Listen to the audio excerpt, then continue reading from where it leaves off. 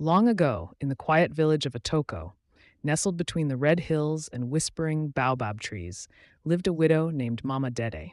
She was known throughout the village for her kindness and wisdom, even though she had very little. Her husband had died years before during a hunting expedition, leaving her with a small piece of land and their only son, Kofi. Kofi was her joy, her strength. Each morning, before the first rooster crowed, they would walk to the farm together.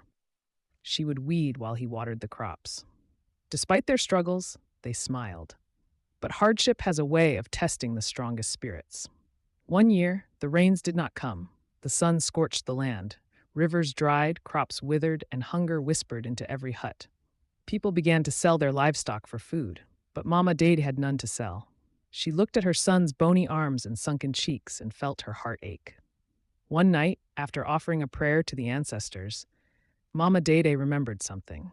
Deep beneath the clay floor of her hut was an old clay jar her grandmother had given her on her wedding day. Her grandmother had said, "Only open it when you have nothing else. It holds your final blessing." Mama Dede had forgotten it until now. At dawn, she dug up the jar. It was still sealed with a cowrie-covered stopper. Her hands trembled. She hesitated. Would she find gold, corn, water? She opened it. Inside was a single black seed and a folded piece of bark with writing scorched into it. "Plant this seed, water it with sacrifice, and it shall feed you." Disappointed, Mama Dede held the seed up to the sky. "This is my final blessing?" she whispered. "A seed?" But Kofi tugged her wrapper and said, "Let's plant it, Mama. It might grow." So they did. Behind their hut, they dug a hole and planted the black seed. Every day, Mama Dede poured water from her small calabash, the last of what they had. Still nothing grew. Weeks passed. Hunger deepened. Mama Dede grew too weak to walk to the stream. One morning, she collapsed beside the seed's burial place. Kofi held her and cried, "Please, Mama, don't go." The tears from the boy's eyes dripped into the earth. And then something happened.